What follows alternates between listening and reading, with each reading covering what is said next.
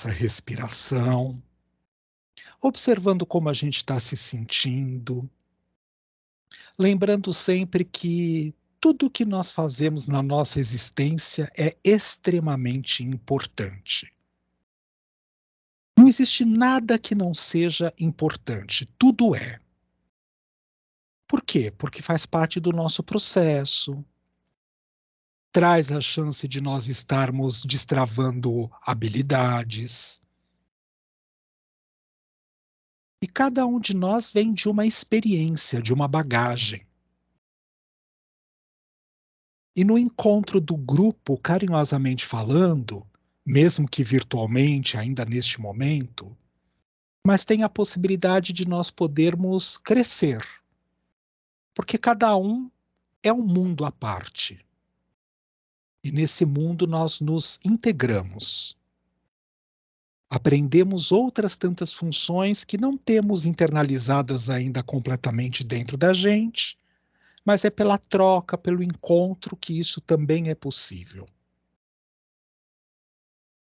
Então eu posso ir trazendo a minha mente, a minha consciência, dos lugares de onde eu venho, de onde qualquer partícula extremamente significativa do meu ser esteja envolvida nesse momento. Seja na aula que eu fui dar, seja no atendimento que eu estivesse fazendo, fosse no almoço que eu tive ou não, fosse num episódio que eu estava assistindo na televisão, um livro que eu estou lendo, um estudo que eu esteja fazendo. Tudo, absolutamente tudo, é extremamente significativo. Então eu volto para o meu ser, no processo de inspiração, pausa, expiração, pausa e voltando a inspirar.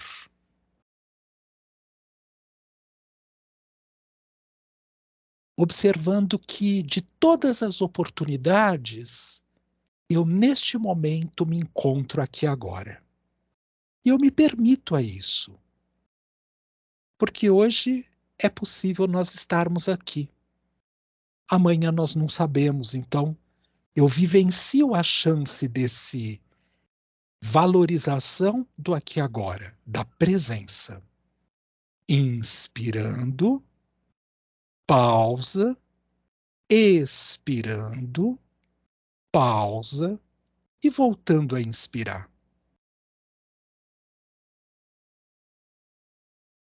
A cada inspiração é como se em analogia, só uma analogia simbólica, eu puxasse de volta para dentro de mim, do meu ser, partículas minhas que possam estar conectadas a qualquer outra coisa, também importante, que não seja o aqui e agora.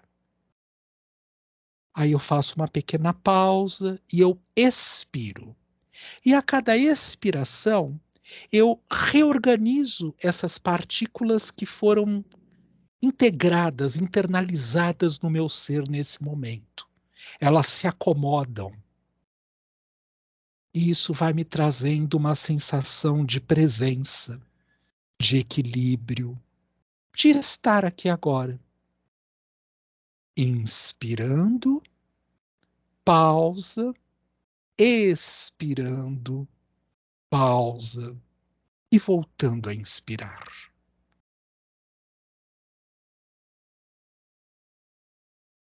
Observa o seu ser. Lembrando que isto é um exercício de concentração ou atenção concentrada e não de expansão de consciência, no sentido de saída do corpo físico.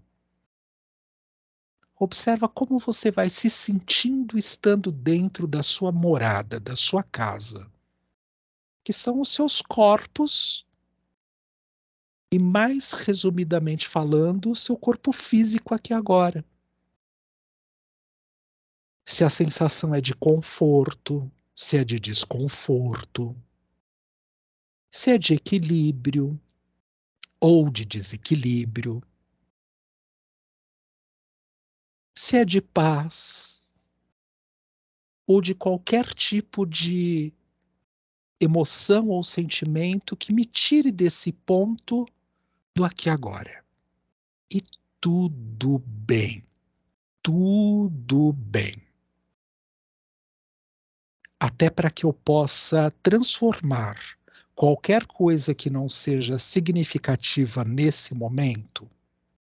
A primeira característica importante para isso é identificá-la, perceber que ela está acontecendo. Eu inspiro, pausa, expiro, pausa e volto a inspirar. Imediatamente em seguida, eu acolho esta sensação, este pensamento, este ponto que requer de mim qualquer coisa para ajudar a reestabelecer o meu ponto de equilíbrio. Inspirando, pausa, expirando, pausa e voltando a inspirar. No seu ser, do seu jeito, da forma como faz sentido para você aqui agora. Sem nenhum tipo de cobrança, sem nenhum tipo de exigência, respeitando-se, lidando exatamente com aquilo que é.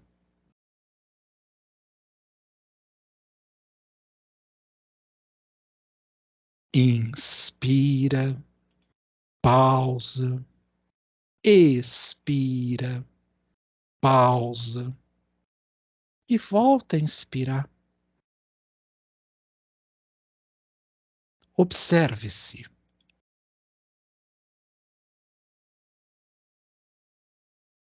Veja aquilo que faz sentido para você aqui agora. Só isso. Inspira, pausa, expira, pausa e volta a inspirar.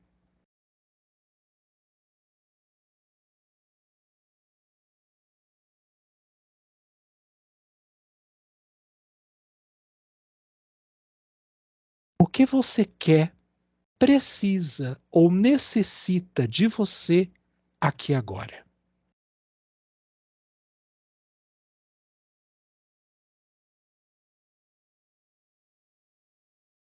E nós sabemos que o nosso pensamento, ele é livre. Através dele nós podemos tudo. Então ele só diz respeito a você. Não interessa para ninguém. Ninguém vai ler e estar preocupado com aquilo que você está pensando ou não pensando. Ele gera energias, emanações? Sim, mas não estamos focados nisso nesse momento. O nosso espaço de liberdade e de respeito por si mesmo aqui agora é mais importante do que a preocupação do que o outro percebe, sente ou capta. Fique em você, inspirando e expirando, trazendo você para o seu melhor aqui agora.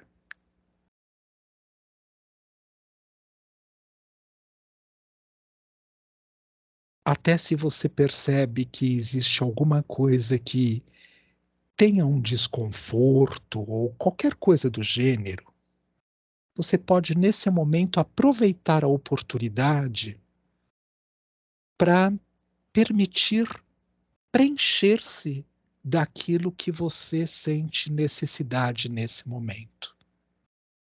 é um trabalho de acolhimento, de autocura. Como o Buda dizia que nós podemos tudo através do pensamento, e o Cristo completava que se tivéssemos a fé do tamanho de um grão de mostarda, nós teríamos a possibilidade de atingir muitas outras fronteiras além dessas que nós imaginamos. Nós podemos unir, por exemplo, só esses dois ensinamentos, entre tantos outros que falam da mesma possibilidade, e atuar sobre nós mesmos. O que eu necessito aqui agora e que eu mesmo posso fazer por mim? Tenho dor, desordem, de organização da realidade em alguma parte do meu corpo ou em algum dos corpos do meu ser? Primeiro você olha, acolhe, sem se apegar a ela. E só por conta disso você permite a possibilidade se há algo travado, que eu possa permitir que flua a energia. Se há um excesso de fluidez, que eu permita que entre num ponto de equilíbrio a energia. Através da nossa mente, da nossa consciência mais profunda, pelo nosso pensamento, pela intenção do nosso pensamento, nós temos a chance de acalmar o nosso ser, reequilibrar-nos e até curar o que não está bom, o que não está no seu ponto de equilíbrio. Inspira, pausa, expira, pausa e volta a inspirar. Inspirando e expirando, no seu ritmo e no seu tempo.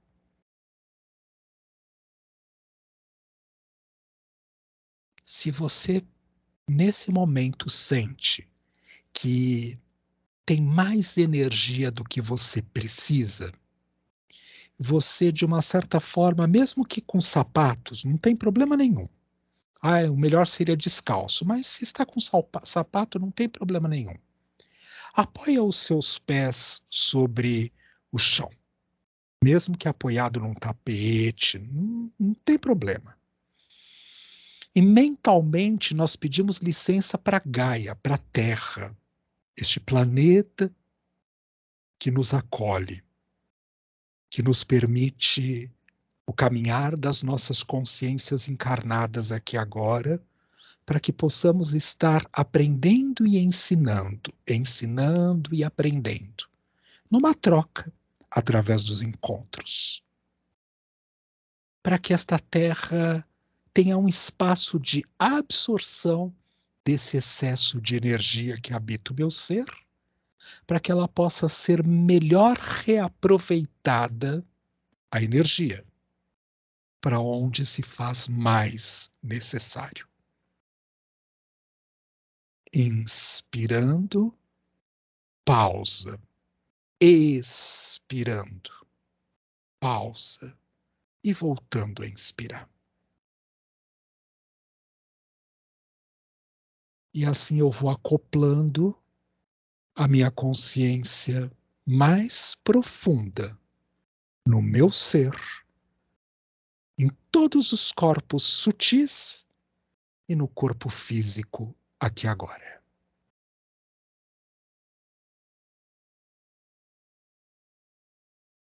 Observa como você vai se sentindo, vai se observando, se percebendo, acolhendo o seu ser com toda a intensidade que é possível nesse momento.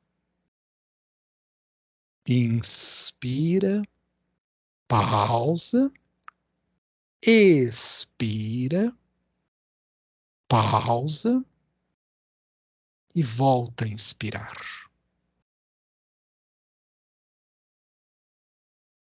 Observa como você se sente nesse momento, vai percebendo as partes do seu corpo, começando pelos pés, mexendo ligeiramente os dedos dos pés, sem ser agressivo, respeitando-se, observando-se.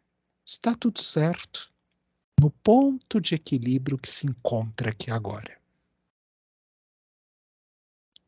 Inspira, pausa, expira, pausa e volta a inspirar. Subindo pelas pernas, os joelhos, as coxas, os quadris. O seu tronco como um todo, as vísceras e os órgãos internos, extremamente equilibrados nesse momento. Os ombros, braços, cotovelos, antebraços, punhos, mãos e dedos. O pescoço, cabeça, couro cabeludo, testa, sobrancelhas, os olhos, maxilar e mandíbula, a língua, as orelhas, as sobrancelhas, os olhos, os globos oculares bem relaxados nas órbitas do espaço para os olhos. Devagar. Inspirando, pausa. Vai abrindo os olhos. Expirando, pausa. E voltando a inspirar.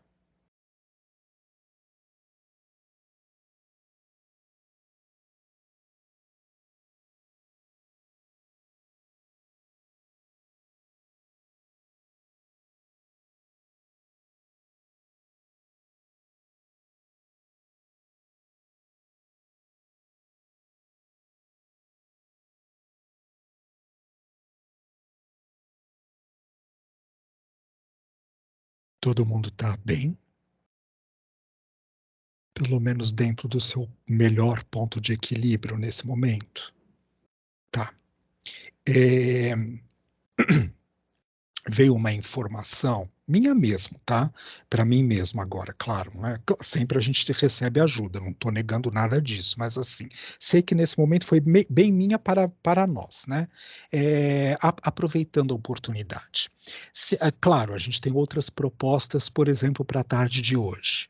Mas se nós encerrássemos o grupo na tarde de hoje com isso, nós já teríamos feito o nosso trabalho. Sabe por quê? Porque assim, quando a gente brinca carinhosamente falando, lá vem o Vitor de novo, momento Ângela Maria, né? Para a gente não parafrasear ninguém, então vamos dar o nome de Ângela Maria para o nosso momento histórico. Mas é uma coisa que assim, sabe aquele pegar no pé, no bom sentido, da gente fazer a preparação, parar antes do tempo? A prova, carinhosamente falando, entre outros tantos lugares que a gente frequenta e que a gente também passa por essas experiências de se preparar para, a prova está aí. Né? Por quê? Porque assim, a gente está pronto para poder fazer qualquer coisa que a gente tenha que fazer agora. Porque você está dentro de si, no seu momento de empoderamento. Quando a gente faz a analogia, carinhosamente falando, com mandala, que é o tema para a gente poder conversar um pouco hoje, tirar nossas dúvidas, se alguém tiver mandala e quiser trazer ela para a gente interpretar, a gente vai fazer também, tá? Mas assim, se alguém quiser trazer mandala sua de cliente, tal, a gente vai poder trazer para interpretar depois, e essa parte toda a gente não grava por uma questão ética até, mas é assim. Olha que coisa significativa. Qual é a proposta do mandala? Produzir mandala. Trazer para o ponto de equilíbrio. E ele não é o único exercício, né? Às vezes sonhar à noite, ou então você idealizar um projeto de vida, é assim, pensar, amanhã é domingo, já que hoje nós nos encontramos no sábado, é só uma analogia, tá? Então, assim, já que nós nos encontramos no sábado, amanhã é domingo, eu tenho tal atividade para poder fazer o planejamento dessa atividade, isso também é uma forma de poder voltar, no bom sentido da palavra, para o próprio eixo, para o centro de interioridade. Por quê? Porque é isso que nos mantém na possibilidade de gastar o nível de energia necessário que a gente precisa para aquilo que a gente vai fazer. Quando eu estou afobado, e eu, Vitor, me considero uma pessoa ainda muito ansiosa, não é pouco, não. Né? Então, não vou falar por ninguém, eu vou falar por mim. Quando a gente está afobado, o que, que acontece? Vai produzir o que tiver que produzir, claro que vai, né? Porque a gente já tem um certo gabarito no sentido de anos de tarimba, né? Faz o que faz, vamos dirigir, tá bom. Então, né? Dirige desde os 18 anos de idade, com 54, por mais barbaridades que eu possa cometer no trânsito, mas alguma coisa a gente já sabe como liga o carro, como engata a marcha, se ele é automático ou ele é manual, se tem a direção hidráulica ou não, se sobe o vidro desse jeito ou aquilo, a gente já sabe como fazer. Tudo bem? Só que o gasto de energia pode ser muito desnecessário e maior se eu, de uma certa forma, estiver atuando de um jeito fora do meu ponto de equilíbrio. Quando a gente vai para uma aula, quando a gente vai atender, quando a gente vai fazer um trabalho voluntário, quando a gente vai para as nossas casas de fé religiosa, assim, a gente faz uma preparação. Não é? Por quê? Porque é estar na presença ali naquilo que está acontecendo para que a gente também esteja protegido. E muitas vezes a gente pensa assim que é protegido do externo. Não, gente, o Buda já brincava, não tem externo. O problema está em nós mesmos. Por mais que eu possa atrair qualquer coisa que não seja agradável e que venha de fora para dentro, eu sou a causa e a consequência daquilo que eu estou atraindo.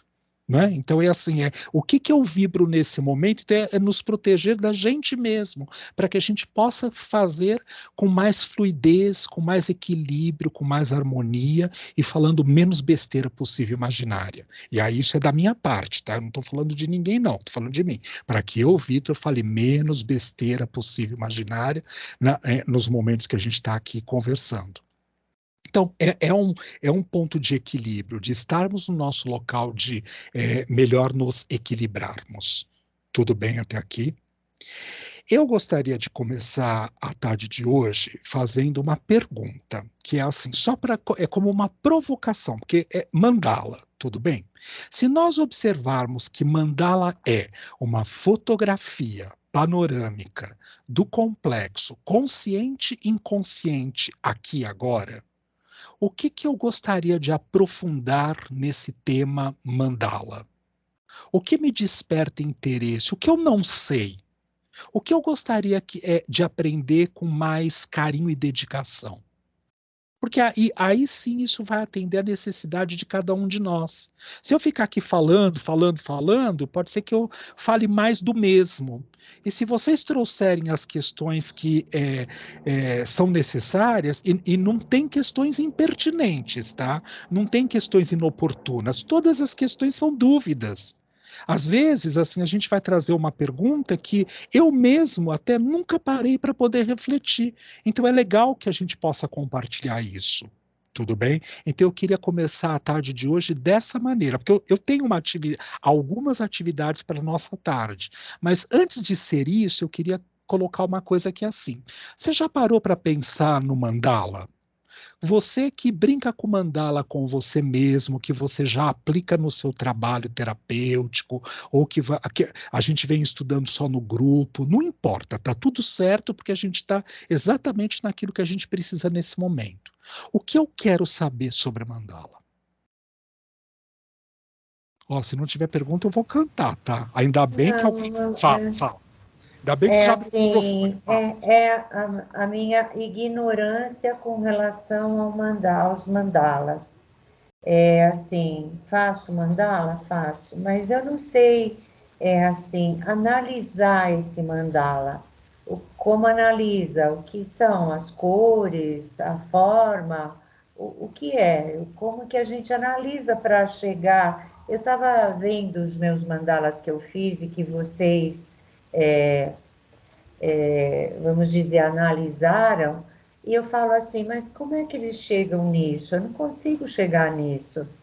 Porque ou eu não fiz curso de mandala, porque não sei, porque realmente é uma dificuldade minha. Então, assim, pode ser uma pergunta até meia tola, mas eu, quando vocês falam, eu fico só ouvindo, porque eu não entendo nada. Eu às vezes jogo alguma coisa de coisa que eu posso ter percebido, mas eu não, sabe, eu não consigo compreender como é que eu posso ter um diagnóstico desse mandala, do que a pessoa está atravessando. Então, nunca vou aplicar com o cliente uma coisa que eu não sei, né? Então, é uma pergunta boba, porque Vanessa e Kelly, vocês sabem, eu não sei nada, entendeu? Tá. E vou É, até anotar aqui, que é para não esquecer. Se eu for isso.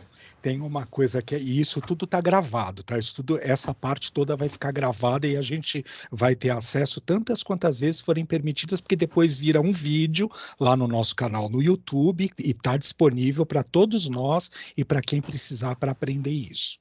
Vou pegar uma Essa, caneta aqui que eu esqueci. claro, claro. Essa pergunta que a Maria Silvia está trazendo é super importante, sim. Ela tem alguma coisa de tola? Muito pelo contrário, nada. Ela é extremamente importante e tem, assim, um porquê disso. É, existem duas formas da gente começar a brincar com mandala. E eu vou mexer nas duas vertentes, tudo bem? A primeira, eu vou respeitar um pouquinho aquilo que Jung falava. E o Jung, quando ele falava a respeito disso, ele não estava pensando só no mandala, ele estava pensando no nosso jeito de funcionamento. Uns são extremamente intuitivos. Então, eles vão bater o olho na imagem e eles não sabem o dizer o porquê. Eles não conseguem identificar que aquele traço, aquela pressão de giz, como você disse com sabedoria, Maria Silvia, aquela cor, né, junto com aquele elemento, signifique tal coisa. Ele bateu o olho e o conjunto de tudo aquilo, tudo bem naquele momento, transmite energeticamente falando, né, inspira energeticamente falando uma intuição. E essa intuição se reflete através de um sentimento ou de uma emoção ou de um pensamento. Então você olha para aquilo e você fala, nossa, eu tenho a sensação de tal coisa. Ah, isso me passa a impressão de uma alegria, de uma felicidade, de uma tristeza, de uma dor, de uma, né? Porque podem ser várias coisas. Então, eu só estou citando exemplos, tudo bem? Então, assim, essa pessoa está no aspecto intuitivo. E ela nunca aprendeu nada de técnica da leitura de mandala. Ela respeita, na cartografia de consciência do Jung, esse aspecto. Essa é a primeira coisa. A outra, para quem tem um aspecto extremamente racional, levando em consideração a própria cartografia do Jung, a função pensamento, ele vai precisar, para poder se sentir seguro e equilibrado no ponto dele, exatamente das respostas que a Maria Silvia colocou como perguntas. O que que essa cor representa? O que que esse traço mais forte ou esse rachurado, sabe quando a gente passa o giz, em específico o pastel, e ele fica todo cheio de falhas? Então, o que que isso representa? Por que que ele está no centro? Por que que ele está mais na periferia? O que que representa a periferia da esquerda do papel para quem está desenhando? O que está mais para cima do centro? O que está para baixo?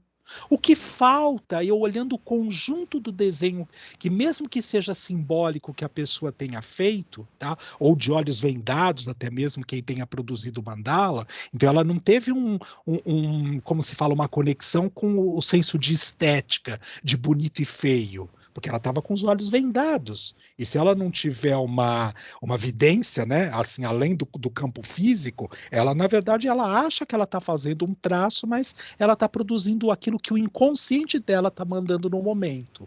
Então, quando ela não tem isso, é assim, ela vai querer entender, tá bom, eu estou olhando para esse desenho, mas ele está me trazendo uma impressão de que está faltando alguma coisa. ou porque a pessoa, de uma certa forma, só começou a destravar. Vamos usar uma teoria para explicar isso, a teoria da Gestalt, tudo bem? Então só veio a primeira forma, a primeira imagem, mas ela não tem todo o conteúdo ainda manifesto ali naquele desenho. Pode ser que ela vá precisar, a partir daquele desenho, quando ela já terminou, com o passar do tempo dela, produzir outros tantos. Então, o exercício de mandalá, que é assim, né, fazer vários mandalas, né, em sequência, vai ajudar a trazer esses conteúdos que vão sendo os fundos daquela figura. Essa figura vira fundo e que vai servir de figura para o outro fundo, até chegar no fundo mais essencial que a pessoa possa representar naquele momento. Então, tem livros, como, por exemplo, ia falar bobagem, gente, da John Kellogg, né, que é assim que escreveu o trabalho de mandalas, ou mesmo mandalas da Suzanne Fincher, né, que tem em PDF. Quem não tiver, não vai sair comprando não, porque caríssimo, e eles nem tinham mais interesse em reeditar o livro. Eu mando o livro até no nosso próprio grupo para poder baixar em PDF bonitinho, para poder observar, olha, quando tem esse símbolo pode significar aquilo, quando tem essa pressão significa aquilo, quando tem essa cor significa tal coisa, e aí a gente vai juntando as informações racionais. Mas o aprendizado nesses X anos aí, que já se passam de 30, nessa brincadeira com mandala, foi ensinando, carinhosamente falando, que quanto menos recursos teóricos eu tiver para explicar o mandala, mais rico eu sou na interpretação do mesmo. Pode até gerar uma insegurança. Por quê? Porque você não está olhando e falando, aquele preto, toda vez que aparece naquela condição, significa isso, aquilo e não sei o quê. Senão vira um dicionário. E o dicionário não é legal. Porque cada cor, né, cada matiz de cor, por exemplo, o preto pode significar pelo menos duas coisas. E eu já vou brincar com uma coisa que é assim: um sentido e o seu oposto. Então não dá para a gente poder definir que isto significa aquilo. Tudo bem? Ele não é uma contagem numérica lógica. 1 mais 1 vai dar 2. 1 mais 1 pode dar 8. Porque naquele contexto, naquela situação, naquele exemplo, ele tem outros elementos que estimulam essa possibilidade. Para que eu possa, carinhosamente falando, me sentir mais apropriado do recurso do mandala, que eu pergunte sempre, quando eu olho para o mandala pela primeira vez, seja ele meu, eu o produzi, ou de alguém que eu esteja ajudando a interpretar, a primeira coisa que a gente sempre pergunta: qual é a sensação que ele transmite? E não julgue. Não é não julgar o mandala, é não julgue a sensação que apareceu para você que aquele mandala transmite. Não fica na dúvida, será que é mesmo? Será que não é porque eu bebi uma cervejinha hoje que eu estou mais alegrinha, então por isso que de uma certa forma eu estou vendo as coisas assim? Será que não é porque eu estou num estado expansivo de consciência, então é por isso que eu estou... Não julgue. A primeira pergunta, seja eu intuição ou não, na função que melhor se desenvolve no dia a dia, eu vou olhar para o mandala, bidimensionalmente falando, o que isso significa? Eu aqui, o mandala ali, ele está projetado. Eu não entrei dentro dele.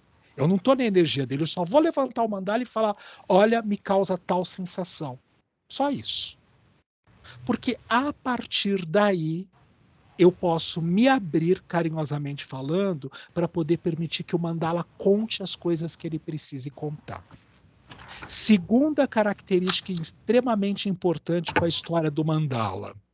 Todo mandala é um círculo, ele tem um círculo, tudo bem? Mesmo que imaginário.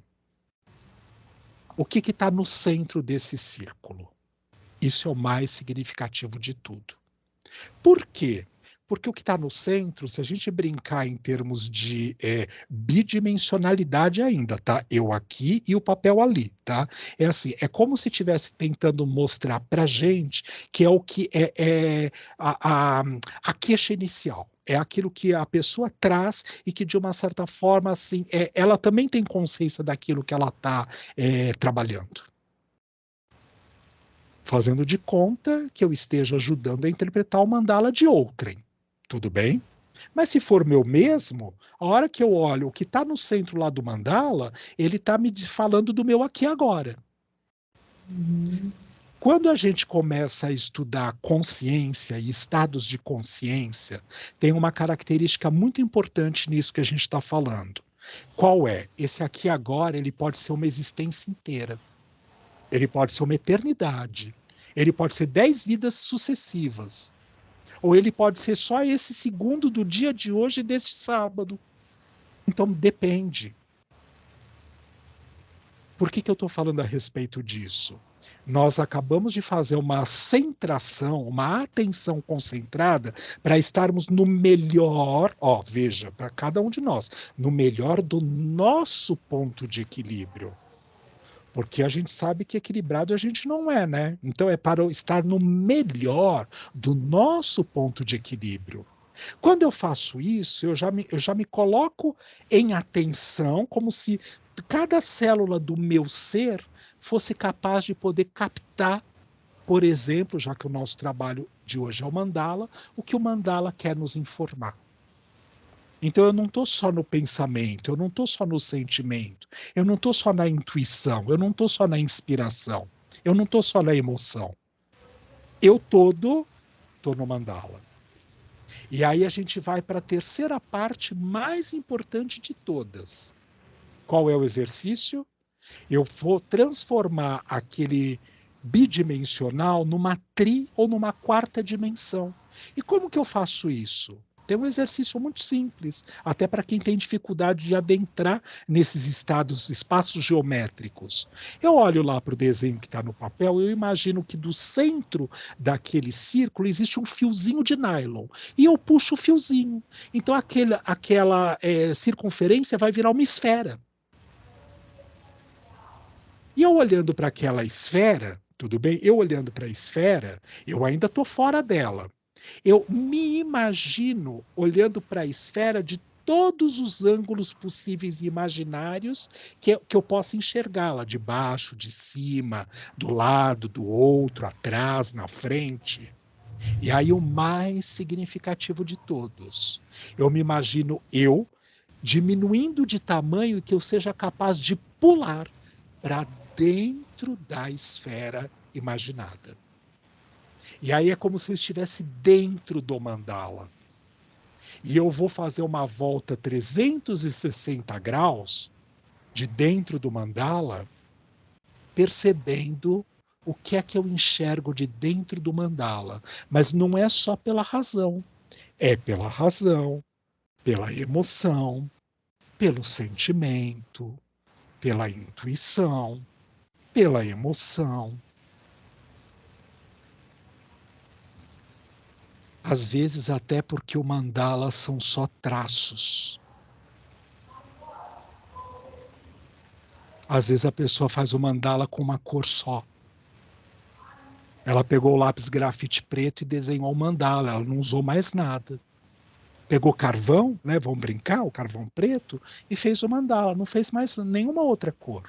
Mas ele também é passível de ter a carga energética depositada emocional. Como? Na pressão do traço. A gente, quando está com muita raiva, força propulsora para agir mal direcionada, não direcionada para o lugar onde ela tem que estar direcionada, a gente vai pegar o giz, o que a gente faz? Né? Parece que risca, risca, risca, fica fazendo 10 mil traços em cima do mesmo lugar. Então, olha a pressão do giz que está depositada ali. Não é nosso papel querer dizer o que será que tem aí. Não, não. É qual é a energia que está envolvida nisso e que transmite para a gente um sentimento ou uma emoção.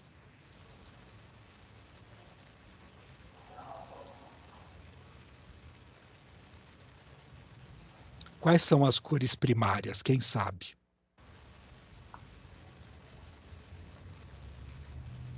Hum? Amarelo, azul e vermelho. Muito obrigado. É isso mesmo. Então, todo mandala, todo, sem exceção nenhuma, ou pelo menos a sequência de mandalas, precisa ter essas três cores. Precisa. Aí você fala, bom, mas Vitor, a pessoa não desenhou nem com o vermelho, nem com o amarelo e nem com o azul. Ah, mas tá o verde. O verde é soma do quê? Azul mais amarelo. Ah, tá o violeta. Aí já entra o vermelho. Então que as três cores básicas, porque isso mostra um nível de aterramento. E eu vou explicar o que significa isso. A energia de força para produzir, que é o vermelho, energia da raiva. E raiva não é aquela emoção que a gente conhece pejorativamente falando. Ela só significa força propulsora para agir. É o Kundalini, o Orgona, a energia vital, o fluido, tudo bem? É esta energia que faz com que eu mexa a cabeça e os braços dessa maneira, como eu estou fazendo agora. É essa energia. Quando ela está mal direcionada, aí ela vai produzir dores e desprazeres. Por quê? Porque eu acabei não utilizando aquela energia por objetivo específico a qual ela deveria ser conectada. Então, primeiro lugar, porque me coloca em contato com esse eixo. Eu consigo aterrar. Quem tem dificuldade de aterrar, e aí eu já vou contar uma história para vocês, principalmente os esquizofrênicos, que têm muita dificuldade de aterrar, de colocar, né, assim, tem espaços vazios que vaza. O ego dele tem gaps, tem buracos, onde ele pode vazar a qualquer momento. Você pode observar que muitas vezes ele vai fazer uma mistura do vermelho com o preto e com o marrom, por exemplo, tudo bem? No mandala dele. E são cores muito vibrantes, muito vivas, quase que como neon, tentando piscar e ofuscar sobre a nossa, sobre os nossos olhos. Por quê? Porque isso falta dentro dele. Então ele está buscando uma energia complementar. Até aqui tudo bem? O azul, ele faz ligação com os sentimentos, as emoções e o aspecto yin, energia feminina. Então, a lua, os sentimentos ditos positivos ou negativos, as emoções positivas e negativas. E o amarelo, o aspecto razão, energia yang. Prática, colocar com objetividade, colocar em execução, o fazer, o acontecer.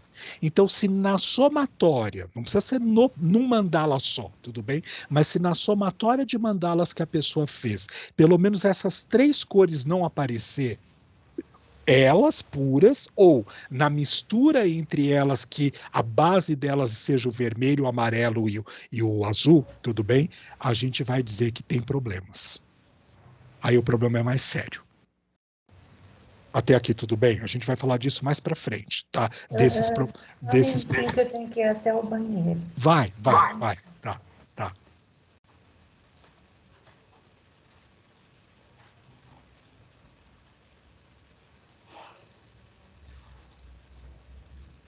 Então vale a gente pensar na possibilidade daquilo que a gente está produzindo nesse momento. Fala, Kelly. Você abriu o microfone, pode falar. Não, Vitor, eu só estava pensando que você falou assim, se não encontra, né, essas cores, há problema, né? Mas assim, a gente vai olhar sempre também para as misturas, né? Então, por exemplo, não tenho... A pessoa fez o mandala só verde. Então, o verde vai estar o amarelo e o azul, né? E aí, tudo vai depender se tem mais amarelo ou mais azul, não é? Aí é que a gente vai vendo também o quanto que tem, não é? Isso. O X da questão é que assim, ela fez 1000 mandalas. Os 1000 mandalas são só amarelo e azul, há problemas.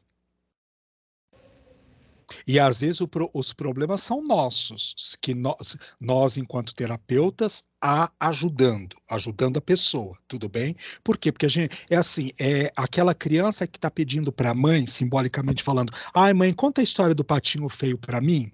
E aí a mãe chega no dia seguinte e fala, ai, vamos ler outra história, vamos ler a Cinderela. E a criança fala, não, eu quero que você conte para mim a história do patinho feio.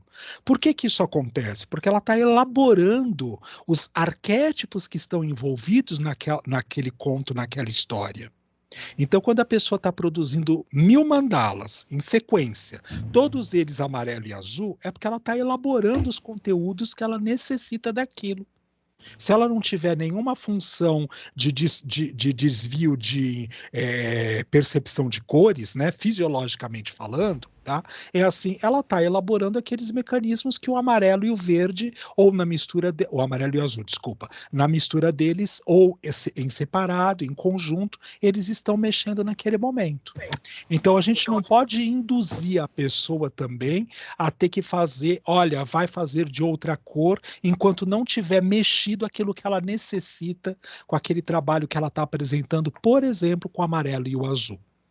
Mas a gente já sabe que o amarelo com o azul, se eles não entrarem em sintonia, tudo bem, produzindo verde, por exemplo, o sol verde, está faltando vermelho. Que horas ela vai aterrar? Como ela está mexendo com essa energia de agressividade dela? De raiva, de força propulsora para agir.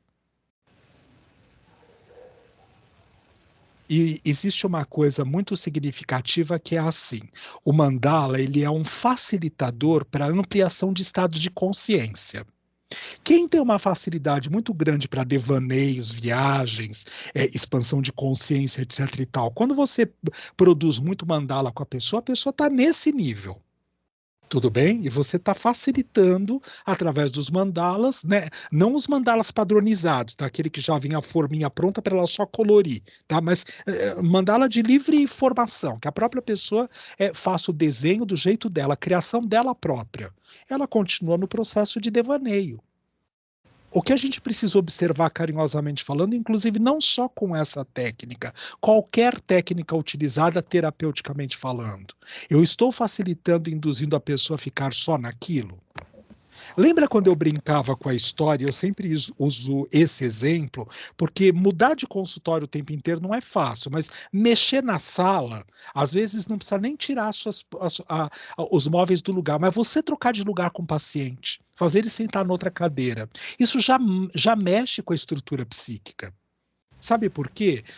Aquilo que a gente brinca em analogia. Ó, o meu lugar é esse daqui, eu venho como seu cliente.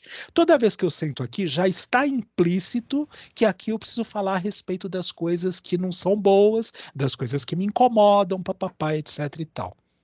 Se eu só ficar nisso, eu não estou induzindo outros campos de consciência.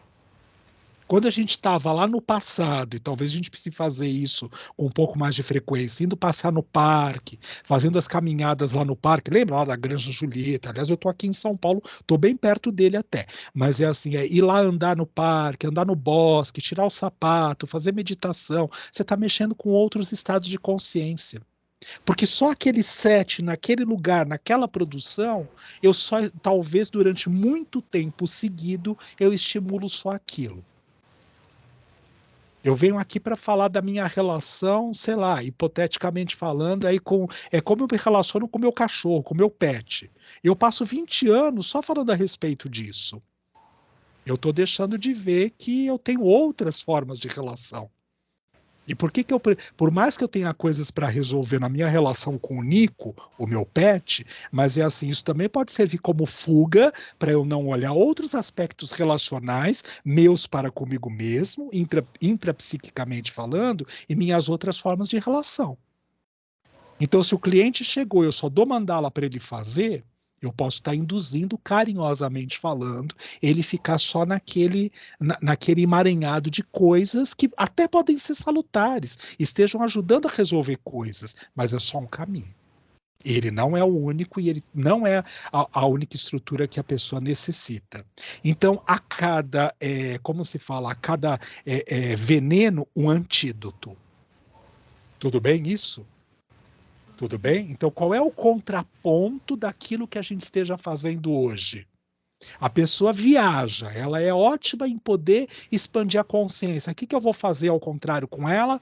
Vamos sair, vamos tirar o sapato e vamos cavar a terra para plantar uma plantinha no dia de hoje. Ou sai disso tudo e vamos brincar com massinha. Ou vamos meter a mão na argila. Porque isso aterra a pessoa, coloca ela em contato com o contraponto daquilo que ela facilmente já costuma fazer.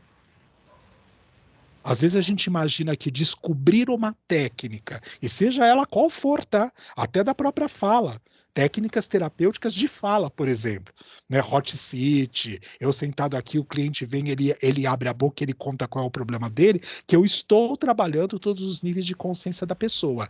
E isso não é uma verdade, eu estou focado naquilo. Mas isso não é só por conta de mandala, é qualquer coisa. Tudo bem? Então a gente brincar e ter sempre essa atenção, porque o mandala mostra isso, ele também é uma radiografia desse aspecto.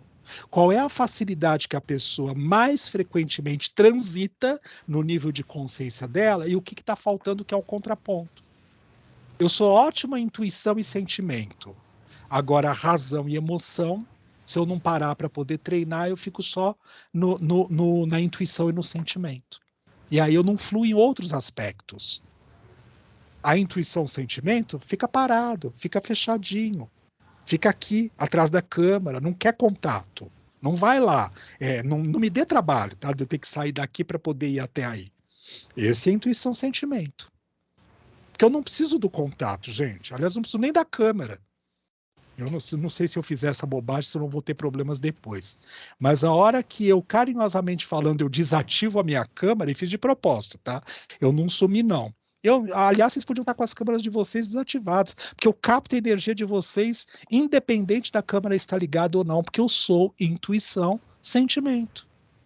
Mas razão e emoção, só por essa cartografia, eu preciso treinar e desenvolver no dia a dia. Tudo bem? Por que você está falando a respeito disso? Porque qualquer técnica, inclusive o mandala, que é esse que a gente está brincando, tudo bem? Ele pode ser um grande ganho de descoberta para um monte de coisas, mas uma paralisia para ajudar outros processos. Como qualquer técnica, sonhos, que mais? Hot seat lá da gestalterapia, cadeira vazia, tá? Da gestalterapia, técnicas psicodramáticas. Nossa, eu sou doutor especialista naquilo. Não precisa nem ter o doutorado, mas a especialidade naquilo. Só que, tá, é só aquilo. Então você induz, carinhosamente falando, o seu cliente a ficar só naquele padrão, naquele nível, do qual eu, Vitor, também faço parte. Eu não estou criticando nenhum de nós, tá? Porque a ferramenta que a gente transita melhor, a gente vai utilizando no nosso dia a dia.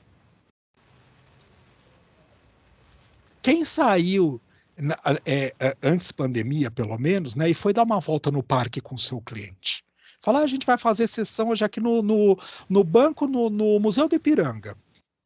Quando eu não tinha consultório, era lá que eu ia atender. Vou sentar aqui no banco do Museu do Ipiranga, quando eu saí da Aldeia da Vida, era lá que eu ia atender. Eu que tinha pessoas ali do Ipiranga na época, então tinha que continuar lá e atender lá no Museu do Ipiranga. Sentava ali no parque, na época que estava aberto, eu nem sei se hoje está, tá? Mas estava aberto lá, sentava ali, às vezes chovia, ainda tinha que comprar o ingresso para poder adentrar no museu, porque era para fazer a terapia ali, gente, é isso. Mas eu não estou falando pelo sentido de não ter o consultório. Quem saiu da sua zona de conforto e foi atender de um jeito antagônico àquele a qual você está acostumado? Isso é expansão de consciência, senão a gente fica no mesmo ritmo. Para mim, que sou intuição, sentimento, mexer na zona de conforto é muito complicado.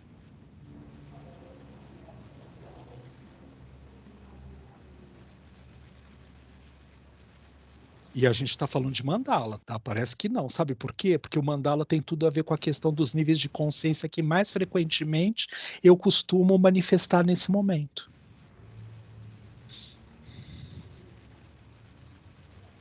Você falou para o seu cliente assim, vamos lá na praça de alimentação no shopping para poder fazer um encontro? Não, isso nem é ético. Gente, olha, desculpe, eu acho que a própria ética também foi se modificando, tudo bem, né? Não estou dizendo que somos a favor ou contra, eu estou dizendo para a gente repensar, né? A própria ética foi se modificando. Antigamente não era permitido fazer atendimentos online, não era permitido, você tinha que ter uma justificativa muito plausível para poder fazer uso. Se não fosse assim, hoje a gente já estava vendendo café cocada na feira, porque não era mais terapia que faria. Então, até eticamente falando, as coisas também foram se modificando. Então, a gente repensar, pera, que lugar é esse de expansão de consciência que eu posso me colocar à prova, que é o antagônico daquilo que eu mais frequentemente utilizo, porque aí eu vou dar um tilt na minha mente, né, carinhosamente falando, aquela que frequentemente eu costumo utilizar, e na hora que eu for produzir o meu mandala, isso também vai se manifestar naquela projeção terapêutica, porque é uma técnica projetiva, tá? O mandala é uma técnica projetiva. Ele é uma fotografia panorâmica do complexo consciente e inconsciente no aqui e agora. Então, quando eu produzi um mandala, está lá, impregnado, energeticamente falando, com uma cor, com 200 cores, com um traço, com 10 milhões de traços, com desenhos, com simbólico, aquilo que eu sou nesse momento. Desculpa. E esse momento a gente já brincou lá no passado, tá? Pode ser o momento, exato segundo que a gente está aqui agora, pode ser essa última década da minha existência, pode ser uma vida toda, pode ser uma sequência de vidas que estejam projetadas e representadas naquele mandala. Ah, e tem uma coisa que é legal a gente sempre relembrar, sempre, por mais que todos nós já saibamos disso. O mandala é dinâmico. Ele sempre é dinâmico. Nossa, o que isso significa? O mandala que eu produzi hoje, quando eu for lê-lo daqui 10 anos, ele me traz outros elementos que eu não tinha percebido no passado. Mas o mandala foi feito há 10 anos atrás, mas ele me traz outros elementos que eu não tinha percebido no passado. Quem mudou? O mandala ou eu? Quem mudou, gente? O mandala, né, gente? O mandala, né? Claro, né? A gente não muda. Tô brincando, gente. A cara de vocês. A gente que se modificou, né? O nosso estado de consciência que foi incorporando aqueles elementos que estavam dissolvidos em outras coisas que a gente não percebia. É a mesma coisa que eu pegar um livro hoje para ler que eu li há 10 anos atrás. Se eu pegar O Velho e o Mar, né, assim, que é um clássico, e ler hoje, gente, eu vou perceber outras coisas, outros símbolos que eu não percebi há 10 anos atrás. Mas o autor, ele só escreveu uma vez O Velho e o Mar. Ele não fez revisão da revisão da revisão. Fala, Fran. Vi, a gente está falando dos mandalas terapêuticos, né? Aquele que Todos. eu produzo tal. Então, todos. Então, esse todos eu vou incluir aqueles mandalas que algumas vezes as pessoas fazem, né? Então, tem um caminho, não sei se eu posso falar um caminho, mas tem uma técnica, eu acho que é mais correto falar assim, que a pessoa, eu olho para você e intuitivamente eu te sinto, né? Eu te percebo e daí eu produzo um mandala para você. Nesse caso, ele também muda, né? Mas, assim, como que eu posso produzir um mandala para você? Porque daí eu estou trazendo, por mais intuição e sentimento que eu tenho em relação a você, eu estou trazendo aspectos meus naquele mandala. Não existe nenhuma possibilidade onde a pureza absoluta possa acontecer e se manifestar. Nenhuma possibilidade. Nem dentro da doutrina espírita a pureza doutrinária. Nenhuma possibilidade. Nenhuma. Porque, carinhosamente falando, tudo bem? É assim, na hora... Eu vou brincar com uma coisa que é assim. Na hora que eu, de uma certa forma, faço a interpretação daquilo que eu estou lendo, vai depender do nível de consciência que eu tenho naquele momento. Primeira coisa. Segunda, extremamente significativa, que é assim, então como eu sou capaz de interpretar, essa é a primeira, tá? E a segunda é extremamente importante, que é assim, a verdade é uma só, mas eu tenho prontidão para esta verdade? Então, a segunda está associada à primeira. E a terceira, bem significativa, tudo passa por mim. Então, passando por mim, vai ter que passar, carinhosamente falando, por esses níveis de consciência que eu frequentemente transito no aqui e agora. Então é assim, eu só sou capaz de poder produzir um mandala para o outro quando eu faço a interpretação psicoenergética do outro, da psicosfera do outro, e eu produzo o mandala representando aquilo que ele está sentindo, pensando, vivendo, ou de cura para a pessoa, etc e tal. É assim, porque primeiro eu tenho os mesmos elementos que a pessoa, pode estar em níveis diferentes, eu posso já ter isso resolvido aqui dentro de mim. A gente atrai as pessoas para lidar, terapeuticamente falando, e hoje todos nós que estamos aqui na sala, nós 4, todos nós somos terapeutas, então a gente tem essa função de clínica, tudo bem? Então, quem está como nosso paciente ou cliente nesse momento, e não tem problema nenhum um termo ou outro, né? Porque cada um chama de uma maneira, é assim, traz elementos que existem aqui dentro de mim, ou que já foram trabalhados, e por isso eu tenho condições de ajudar aquele que está chegando nesse momento na função de cliente ou paciente, ou porque estão em vias de ser elaborados, e já estão num processo de elaboração, né? Então, por isso que eu atraí com mais veemência aquela pessoa que se encontra com o paciente ou cliente, ou porque eu tenho que trabalhar e eu estou fazendo de conta que isso não me pertence, então é só esse tipo de cliente que eu atraio na minha existência, com aquelas características, com aquela problemática, papapá, etc. Por quê? Porque eu estou fugindo de olhar para o meu próprio interior. Bom, nesta analogia, eu fiz essa explicação toda para brincar com uma coisa que é assim. Mesmo que eu seja o produtor dos mandalas, da leitura psicoenergética que eu fiz a seu respeito, primeiro eu só atraí você porque os elementos que estão aí, eles fazem parte do meu ser. Condição sine qua non. Segunda coisa extremamente importante, que é assim, eu preciso trabalhar em mim os elementos que estão em você. Então, que eu faça uma cópia do mandala que eu produzi para você, para mim mesmo. E que eu vá me observar como é que aquilo, de uma certa forma, mexe comigo.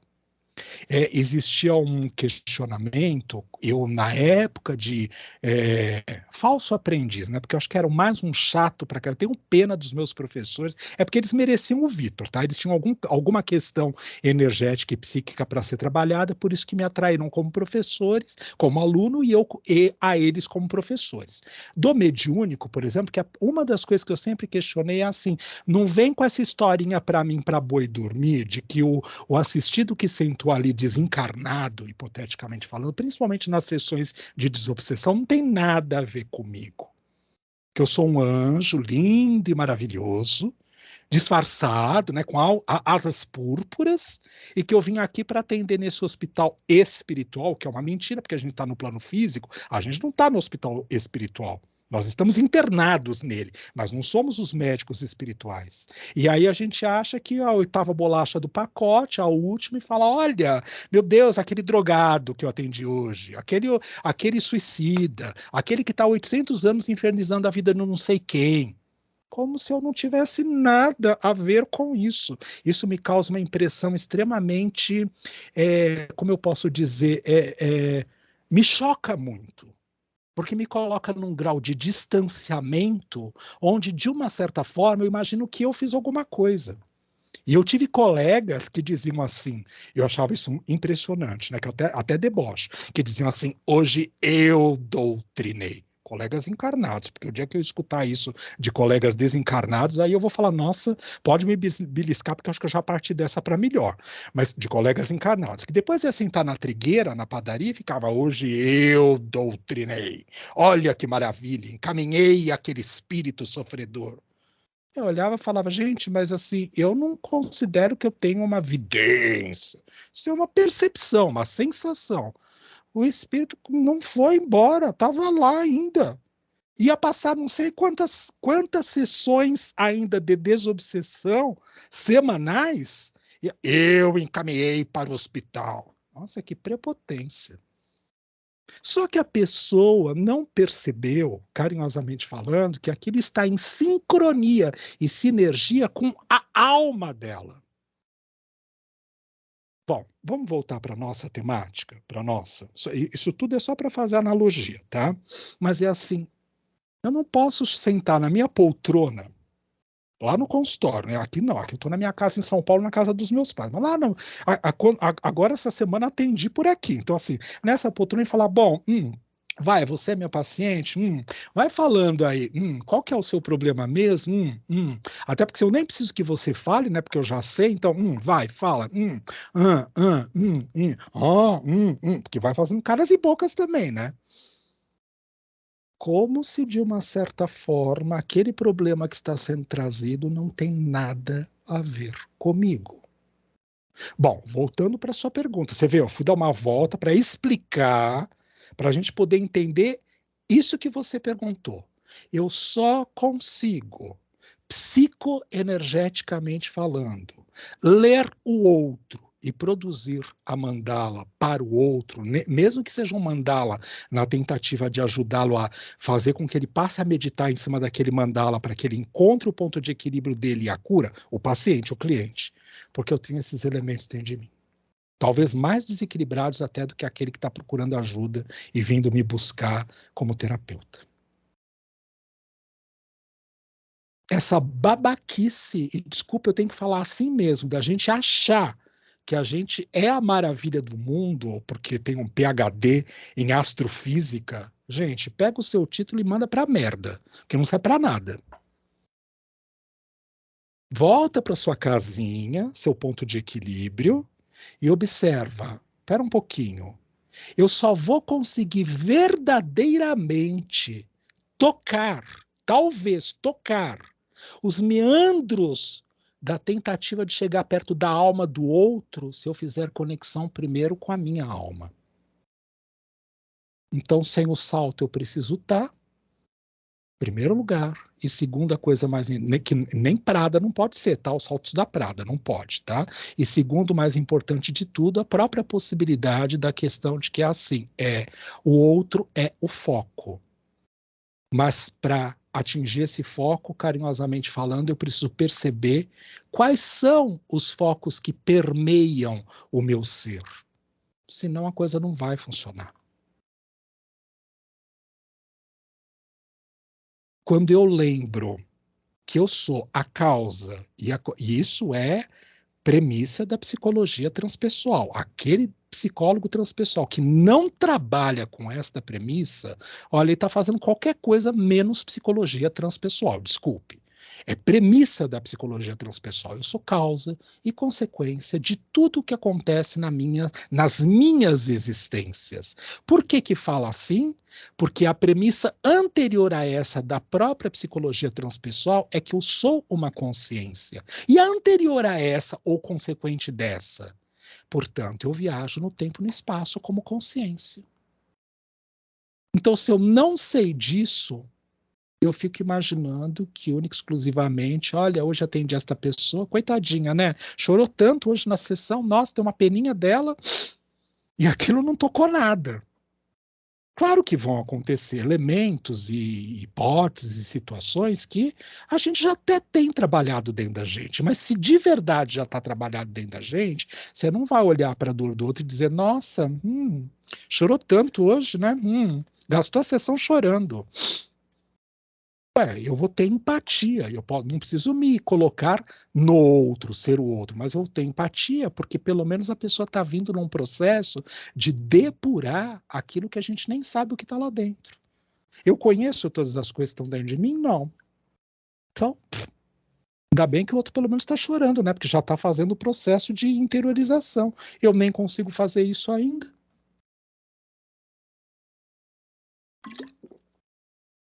Ninguém mandou perguntar, tá?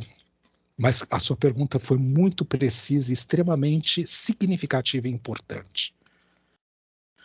Porque, a gente vem numa crescente consciente e inconsciente, tudo bem, né? Porque eu não tenho um planejamento, eu não construí lá uma teia curricular, parará, etc. A gente vem num planejamento juntos, vamos estudar isso, aquilo. Teve sugestões de livros que vocês colocaram e que foram acolhidas lá no outro ano.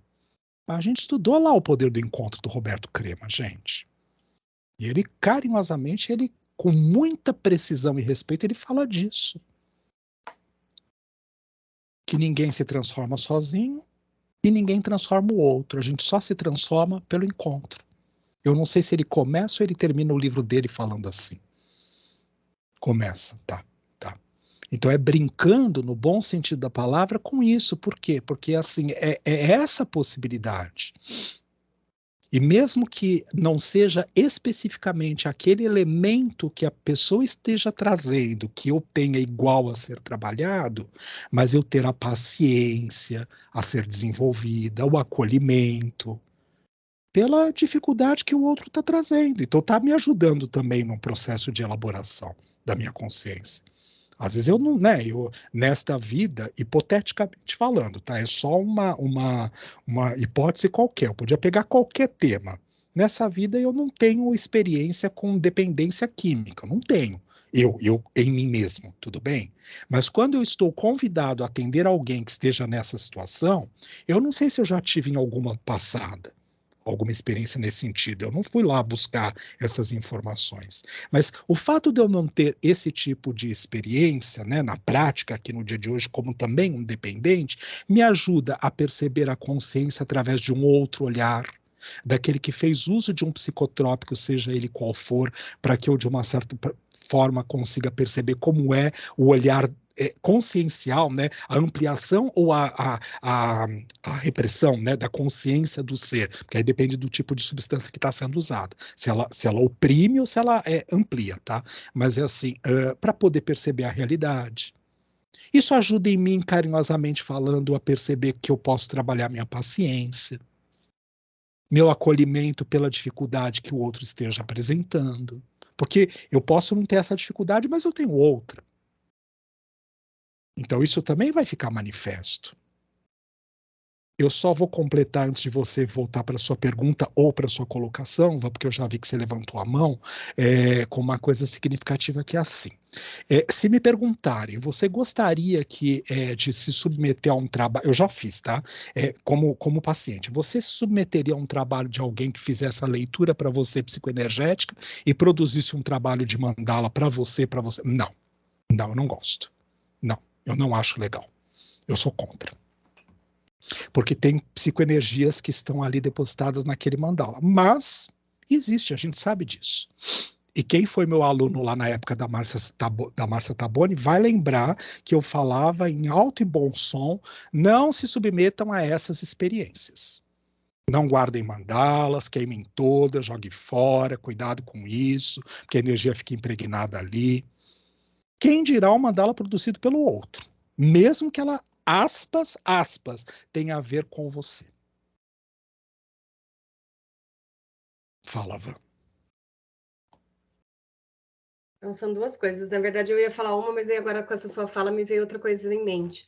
Fala as duas. Aquele livro até com ele aqui, da Fischer? Susana Fischer, né? E o Jung fala isso, né? E você fala isso. O mandala, ele traz as questões do nosso inconsciente. Então, por mais que eu esteja lendo o outro, são coisas minhas que estão sendo projetadas ali, né?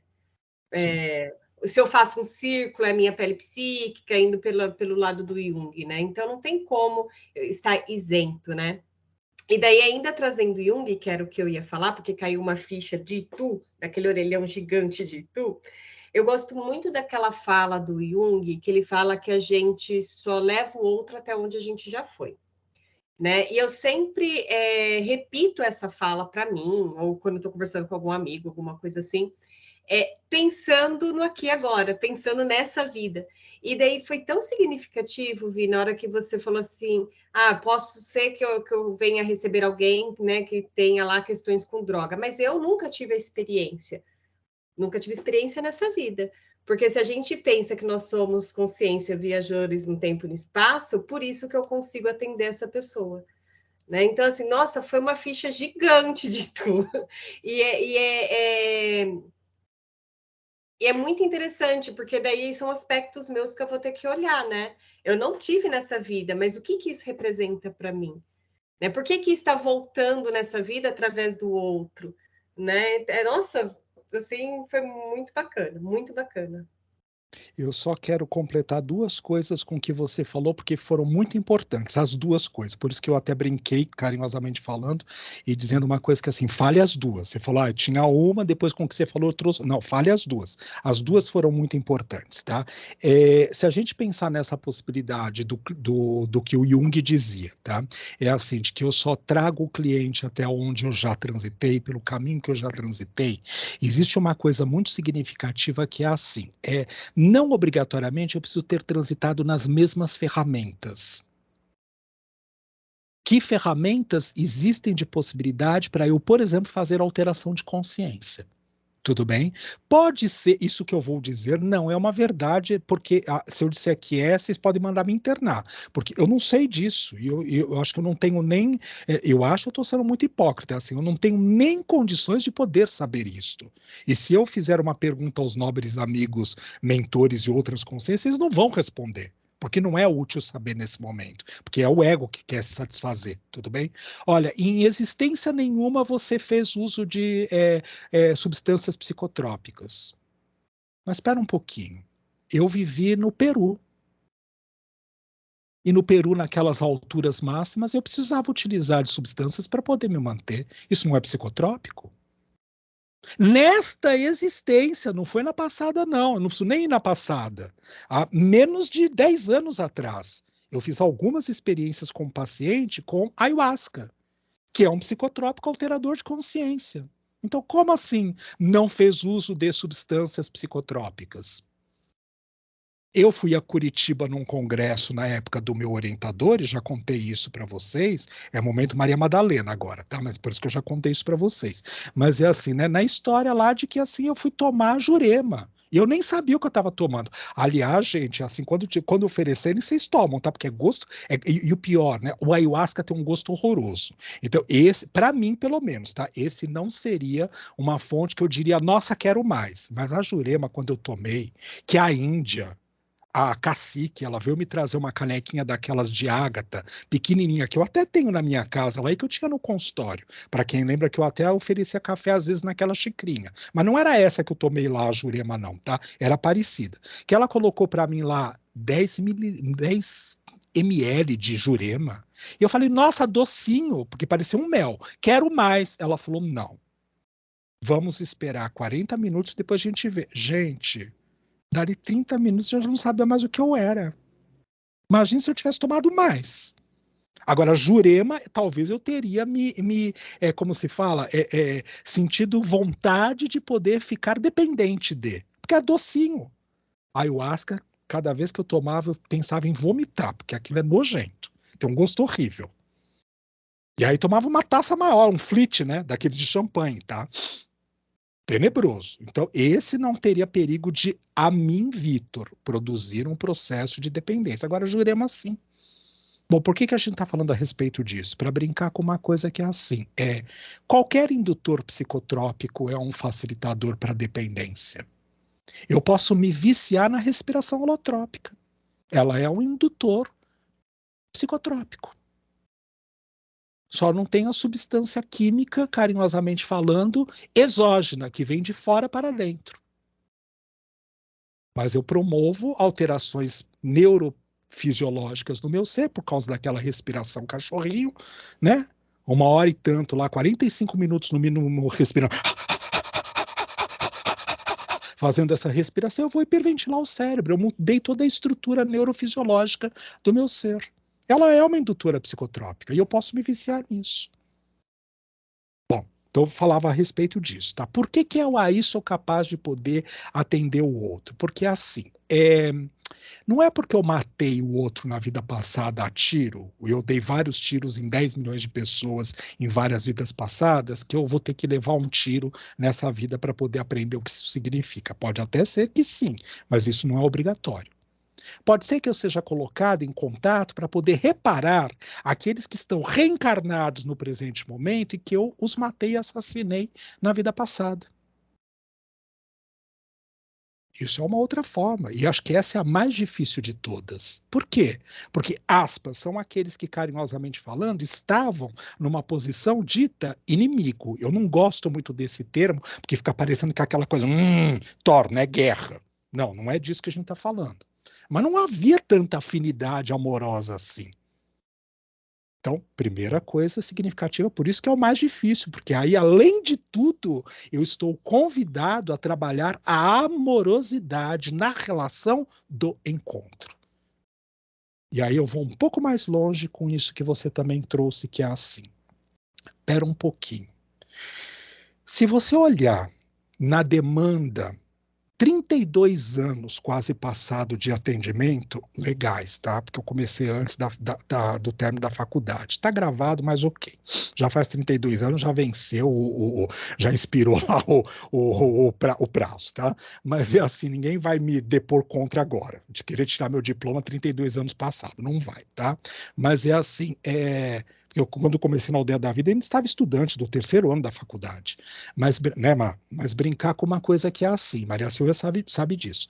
Mas brincar com uma coisa que é assim, fazendo de conta, só os quase 32 anos aí, né, porque fez 31 aí agora, estamos a caminho do 32º.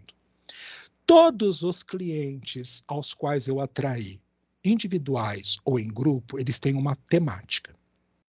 E essa temática se repete. Aí está a questão que eu preciso trabalhar na minha consciência, não é outra coisa. Não é eu ficar achando que, ai meu Deus, quando eu vou comprar a minha casa sei lá, no Lac Le Mans, né? Não é. Não é, porque os meus clientes não trazem essa demanda para mim. Então não é essa a demanda. Basta eu olhar qual é o padrão que se repete. Aí está o meu aprendizado.